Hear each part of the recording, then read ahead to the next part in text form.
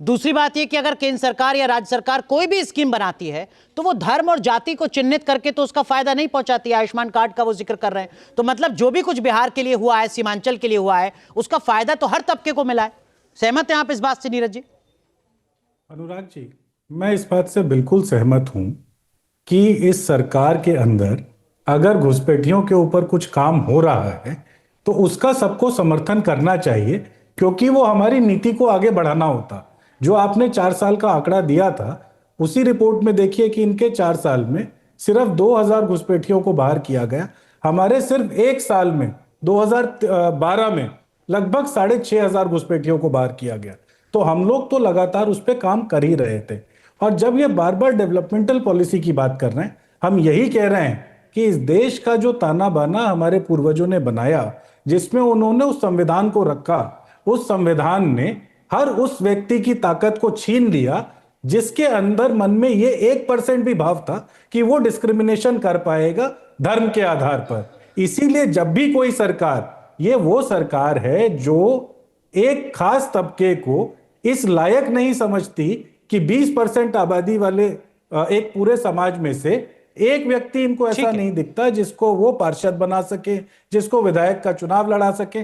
क्योंकि किसी को भी एम्पावर करने का सबसे बड़ा तरीका क्या होता है? वो रिप्रेजेंटेशन का होता है। पर ये देखिए, फिर ये लंबी बहस हो जाएगी। देश का सबसे बड़ा सूबा है उत्तर प्रदेश, कांग्रेस पार्टी बहुत लंबे वक्त तक सूबे में सत्ता में रही है। आपने कितने मुस्लिम मुख्यमंत्री बना दिए उत्तर प्रदेश में?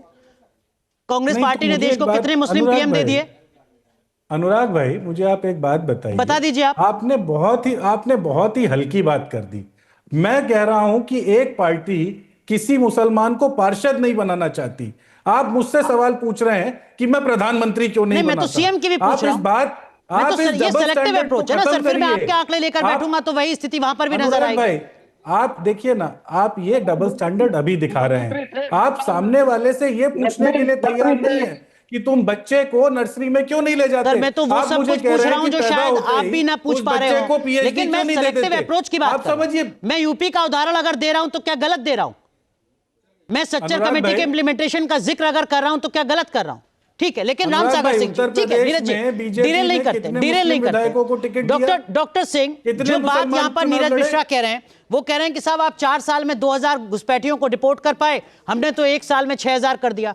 इनकी जब सत्ता थी यूपीए की तो 3 साल में 18000 कर दिए। आप 4 साल में 2000 कर पाए और पिछले 20 साल से कह रहे हैं आपके हम घुसपैठियों को निकालेंगे। अब इनके टाइम में तो बाधा डालने वाले कोई लोग थे नहीं। अब हमारे टाइम में तो ये बाधा डालने के लिए खड़े हो गए हैं। अब सरकार उसके बाद देखिएगा कि किस रॉकेट गति से हम डिपोर्ट करते हैं, उसके बाद सवाल कीजिएगा क्या बाधा है अभी सामने होगा। अभी क्या बाधा है सिंह साहब 10 साल से? बाधा तो जहां पर भी रजिस्टर में नाम लिखाने की बात हुई, असम में इन लोगों ने खिलाफत शुरू किया। जहां जहां भी इस तरह की बातें होती है, अब जैसे सर लागू करने की बात हुई तो इनको लगा कि अब वो आउट होंगे, तो उनका नाम सामने आ जाएगा, तो ये फिर उसको बाधित करने का कोशिश करने लगे। नहीं, वो तो कह रहे हैं आपके साथ है। नीरज मिश्रा और कपिल श्रीवास्तव दोनों कह रहे हैं कि आप करिए डिपोर्ट, हम आपके साथ हैं। तो अब आप ये सर हो जाने दीजिए ना, ये सर हो जाएगा, उसके बाद सारे चीज बाहर आ जाएंगे। फिर तो बिहार में एसआईआर हुआ, कितने घुसपैठिए मिले ये बताइए। अनुराग जी पूछिए इनसे, पूछे। आपने एसआईआर की प्रक्रिया की बिहार में, बड़ा इंटेंसिव रिवीजन किया है ना, बता दीजिए कितने घुसपैठिए उसमें बाहर की। नीरज जी, आप केवल पेपर लेकर के पेपर की बात कर रहे हैं, आप डिस्क्रिमिनेशन की बात करते हैं। कल ही मोहन भागवत जी ने जिस आरएसएस की चर्चा आप कर रहे हैं डिस्क्रिमिनेशन का, उन्होंने तो सारे लोगों को नहीं सिंह साहब, आप शायद समझ नहीं पाए उनका सवाल। नीरज मिश्रा पूछ रहे हैं कि जिस बिहार में एसआईआर हुआ है, उस एसआईआर के बाद बिहार में कितने घुसपैठिए आइडेंटिफाई हुए हैं जिनको आप डिपोर्ट कर देंगे? कोई नंबर आया है सामने? वो अभी आंकड़ा मेरे सामने मैं नहीं देखा हूं, लेकिन जो भी आंकड़ा आएगा साहब वो शून्य है आंकड़ा, इसीलिए आपने नहीं देखा। वो आंकड़ा ही शून्य है। ठीक है, जिस घुसपैठिए के नाम पर पूरी प्रक्रिया की गई, लोगों के आधार कार्ड, आपको लग रहा है कि घुसपैठियों का डर दिखाकर सियासत की जा रही है? कपिश भाई, कपिश श्रीवास्तव, देखिए, अगर आप आंकड़ों की बात करें, दिल्ली के अंदर 1500 ऐसे घुसपैठिए जो हैं वो उनका आइडेंटिफिकेशन हुआ है, उनको डिटेन किया गया है एक शिविर के अंदर। और पिछले ये 2-2.5 सालों से वहीं पर रह करके भारत का खाना आराम से खा रहे हैं। हम तो सरकार को पूछ रहे हैं कि उनको आपने इतनी सुविधाओं के साथ वहां रखा हुआ है तो अभी तक डिपोर्ट क्यों नहीं किया, जबकि भारत की सर्वोच्च न्यायालय का ये आदेश है। आपको तो हृदयंगम करना चाहिए, उसको लागू करना चाहिए, आप क्यों नहीं लागू कर रहे? दूसरी चीज मैं ये पूछना चाहता हूं, डॉक्टर साहब को बहाना नहीं सूझ रहा है कि वो कैसे इन बातों का जवाब दें। एक तरफ आपके गृह मंत्री कहते हैं कि लगातार घुसपैठ हो रही है, तो अब तो चारों तरफ का बॉर्डर आपके पास है और आप 80% जो है राज्य सरकारें आपकी हैं, और उसके बाद भी आज आप बहाना कर रहे हैं। आपको हम ये जगाना चाहते हैं कि आप सत्ताधीश हैं, सत्ता के विपक्ष में नहीं बैठे हैं जो आप इस तरह की बात करेंगे और जनता और अनुराग भाई आप पर विश्वास कर लेंगे। सिर्फ आप एक ये आंकड़े बता दीजिए कि यूपीए के शासनकाल में कितनी घुसपैठ हुई और कितने आपके समय में, क्योंकि 6 वर्ष 13 दिन की जो है वो सरकार आपकी अटल जी की सरकार रही है और उसके बाद 11 साल की इनकी सरकार रही है। वो आंकड़ा मेरे पास है। सिंह साहब आप जवाब दीजिएगा जो कपिल श्रीवास्तव पूछ रहे हैं, लेकिन नीरज जी, श्री प्रकाश जायसवाल जब एमओएस होम अफेयर्स थे 2004 या 2005 में, उन्होंने बताया देश में 1 करोड़ 20 लाख घुसपैठिए हैं। 2016 में किरण रिजिजू ने बताया कि अब देश में लगभग 2 करोड़ घुसपैठिए हैं। ये जो 80 लाख घुसपैठिए बढ़े, ये तो आप ही के 10 साल में बढ़े ना?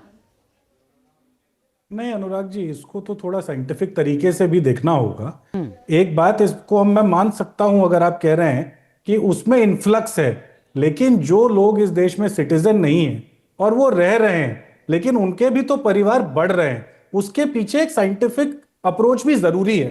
क्योंकि हमने आपको क्या कहा, हमने लगातार उस आइडेंटिफिकेशन की कोशिश की, जहां जहां आइडेंटिफाई कर पाए उनको यहां से बाहर का रास्ता दिखाया गया और हमने बिल्कुल इस प्रोसेस को पारदर्शी रखा, सारे आंकड़े संसद में जमा करते रहे। आज सरकार से जब भी हम पूछने जाते हैं 80 लाख घुसपैठियों को लाकर 18,000 निकालना, ये भी तो सिंबॉलिक है ना? नहीं अनुराग भाई, वो जो 18,000 का आंकड़ा है वो आंकड़ा सिर्फ 4 या 5 साल 3 साल का है। वो आंकड़ा 3 साल वो आंकड़ा 3 साल का वो आंकड़ा 2004 की, जब आप श्री प्रकाश जायसवाल की स्टेटमेंट को रेफर कर रहे हैं, उससे लेकर आज 20 साल उस बात को हो गए। उस 20 साल के दौरान जो जो किया गया वो आपके सामने है। मेरा सिर्फ क्या कहना है, देखिए, एक ईमानदार प्रयास को अप्रिशिएट नहीं कर सकते अगर आप, तो उसको डिमीन मत करिए, लेकिन सामने अगर कोई थेतराई कर रहा है, कोई दिख रहा है नीरज भाई, झूठ मैं डॉक्टर सिंह साहब के पास जाऊंगा, लेकिन इसी से जुड़ा एक और सवाल जो हो सकता है कि सिंह साहब आपसे पूछें। 2004 से पहले आजाद भारत में 55, 60 साल, 65 साल जो भी उस वक्त का दौर रहा होगा, 1 करोड़ 20 लाख घुसपैठिए और 10 साल यूपीए के लगभग 80 लाख घुसपैठिए और जुड़ जाते हैं। ये आपको नहीं लगता कि कहीं पर फेल्योर रहा घुसपैठिए के मोर्चे पर, या सॉफ्ट कॉर्नर रहा, बीजेपी कह सकती है?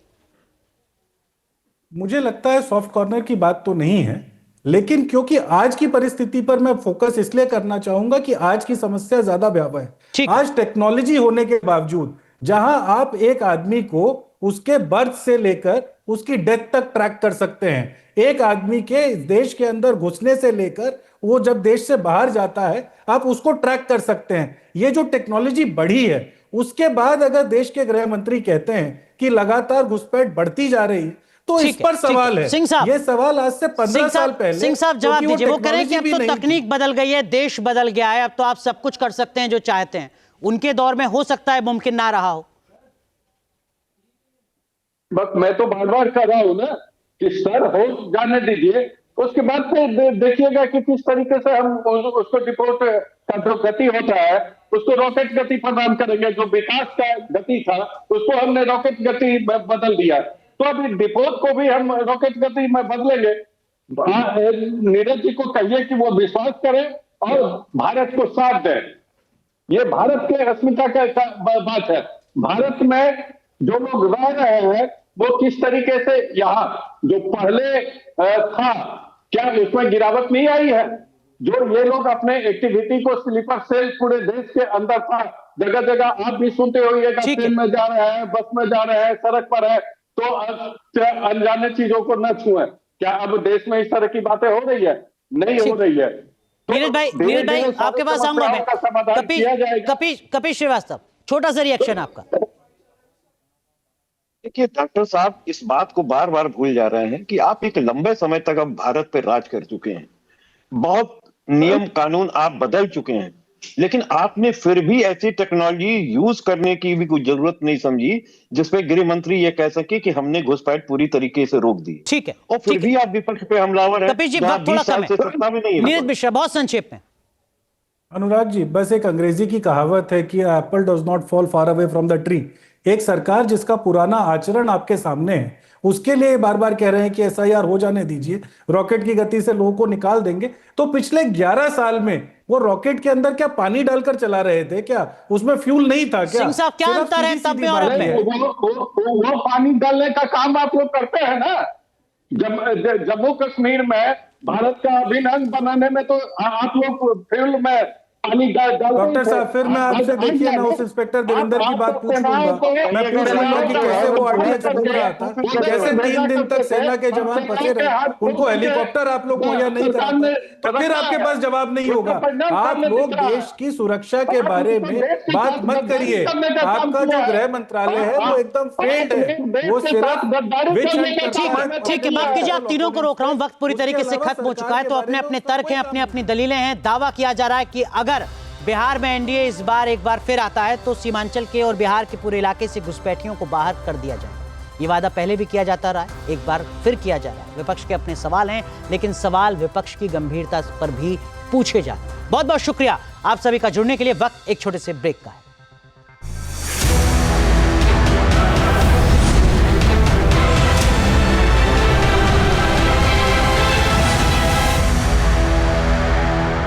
जहाँ भक्ति है हर शब्द में, कथाओं में छुपे हैं दिव्य रहस्य और ज्योतिष देता है जीवन को दिशा। धर्म से जुड़ी हर बातों को जानने के लिए हमारे चैनल स्तुति को सब्सक्राइब करें। चैनल पर जाने के लिए इस लिंक पर क्लिक करें।